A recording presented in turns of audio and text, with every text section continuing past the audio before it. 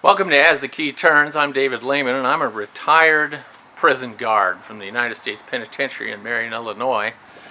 It's not too far from here, actually, and it was the only level 6 of its day, and we replaced Alcatraz, so it didn't have a pleasant clientele there.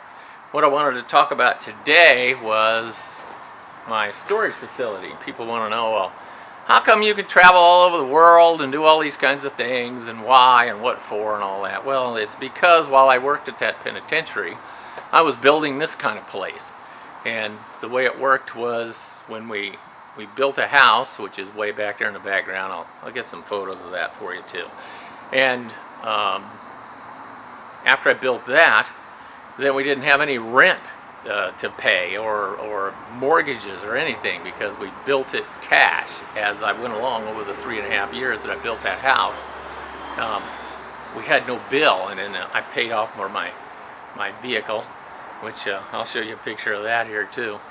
My favorite truck, the one I've had for like 20 some years. And well, what do you do with the extra money? Well, you got to invest it in something. So the first 2 or 3 of these buildings, I actually built them myself. And then I found out what a big mistake that was. That sounds crazy, right? It's a mistake to build the building, because the way it works is when I hired a crew, the crew came down here and they would put this whole building together in a month, and it took me a year to build one of these buildings, because they're like 400 feet long and they got all these doors and rooms, and man, it just takes forever to build one of these things. So rather than do that, what I found out was the other 11 months after them guys left and the place was built, in those 11 months I could rent out enough of these rooms to more than pay for those guys to come and do the work. So it's like, oh my God, I made more money by not doing the work myself than by hiring a bunch of guys to do the work for me. It just, even today, it's like, it just boggles my mind. You can make more money hiring the work done than if you do it yourself in some instances. So, tough lesson learned. Kind of crushed my little heart that, man, I put all that effort into cheating myself out of money. Well, we have about 80,000 square foot at this facility. I have another facility in another county. And between the two of these, it allows me to do the things that I do. And the retirement that I get from the penitentiary, it covers the necessities, I suppose, but that's about it. It's not really, not very lucrative job for what I did. My friend told me that I was a coward for not quitting. And I'm like, what do you mean, a coward for not quitting? He said, well, you don't trust yourself enough to quit and then go do this other thing full time. And he's probably right. I could have built another facility across the river into Missouri, but I didn't, because I just kind of wore out, and now I'm old. I'm 63. I don't want to do that work. I don't want to do all that work anymore. So here we are.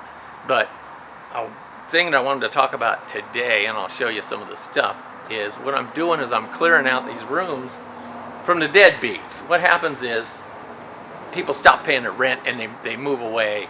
And then I have to go through a long process, which my neighbors don't do, by the way. They just open up your room and sell all your stuff.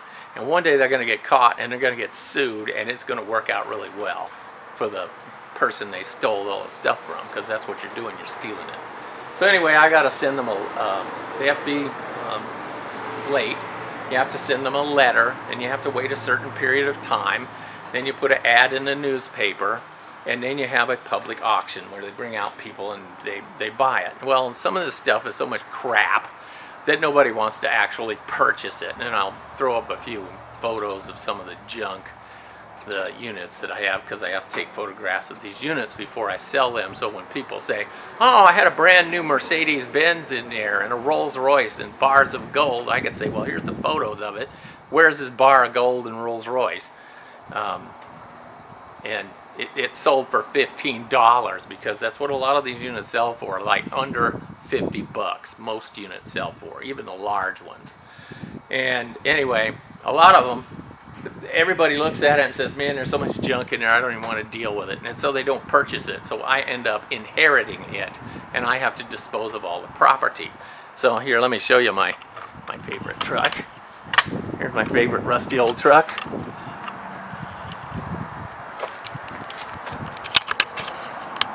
And you'll see the big rust spots on it. And the reason I like this truck is it's already damaged.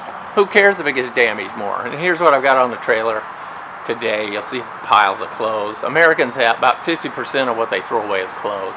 And what you're seeing here is stuff that's going to go to a yard sale.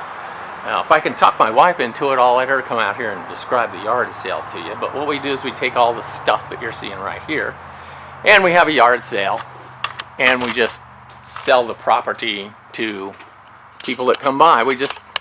Well, it's not really a yard sale, because I shouldn't say that. Here in the state of Illinois, you can't have a yard sale without a permit, but since this property is zoned commercial, what we have is an outdoor sale or a sidewalk sale. Now, out front, they don't even have a sidewalk, but if they did, we would call it a sidewalk sale, or an outdoor sale. And so, like, we've had the cops come out here and want to write us tickets and things. Well, they did write us a ticket. I had to go see the mayor and tell him, hey, knock this crap off. So, you know, they were like, oops, the guy didn't know the law. And I'm like, really? You hire cops that don't know the law? Excellent.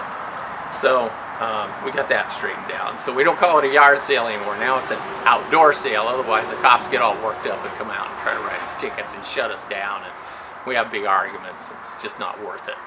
So anyway, and some of these items, like the medical things, you can't sell medical things in the United States. They don't allow you to sell, say, the CPAP things. You know, that you see advertised all the time where they put a thing on your face and it keeps you from, you know, choking to death in the middle of the night or whatever the issue is. Well, they need those in Guyana. So what we do is we ship them to Guyana and we donate them. And along with the things that we ship to Guyana that we're going to sell. Like a lot of these American clothes, well, not a lot, but the summer clothes, it goes to Guyana, and then we sell those at our shop that we have there. It's run by my sister-in-law. And that's why I come to the United States several times a year. The profit from these sales much more pays for the airfare and all the issues going back and forth. And then I get to see my kids and stuff. And I get to check out the paperwork and audit it and make sure that nobody's cheating us here in America, that kind of thing. So that's the purpose of the going back and forth all the time. But what's paying for it is the abandoned property. And I would say, and I'll show you photos of this, I'd say that 80% of the stuff that they leave behind in a unit is useless garbage, and we end up filling a dumpster full. And maybe I'll take a picture of my dumpster too. We have a dumpster at my house, and we throw away a dumpster full every week. And I couldn't do this by myself, and neither could my wife. So we have a lady. Well, not necessarily a lady, employee. Just happens to be a lady at the moment. We got a man at the other place. So an employee assists us by going through these units and throwing away separating out the crap and stuff that goes to Guyana, and they get to, after a year or two, they get to know exactly what's what. And that's what we do. We go through, and after my wife inspects everything and looks for the gold bars and the fancy jewelry, and I've yet to find a suitcase full of $100 bills, but I'm a hopeful, maybe one day. So if we ever find that, it'd be like, woohoo! I guess we're going to Australia or something for the weekend. I'm not holding my breath for any of that. But anyway, that's what we do here to actually recoup the money. We never make back the money that we lost, because by the time we sell the thing, it's been 4, 5, 6 months more that they're behind in the rent. And then if we're lucky and someone purchases it at auction for the $100, they really owed me like $300, $400, something like that. And in the big units, they could owe me $900 or $1,200, something like that. So, and out of that we get $100. And if we sold it ourselves, we'd make $300. And sometimes we get lucky, they leave a Sea-Doo behind, and we get to sell that for $500 or $600 because it's in such bad shape that the guy's got to rebuild it, that kind of thing. So that's what we're doing here. So let me show you again. Here's the storage facility. This is one alleyway. I don't know, got 5 alleyways, 6 alleyways here, and then this is about 80,000 square feet, and then the one in Saline County is like 40-some thousand square feet. So altogether, I have 120,000 square feet of storage facilities. So that's what's paying for all of this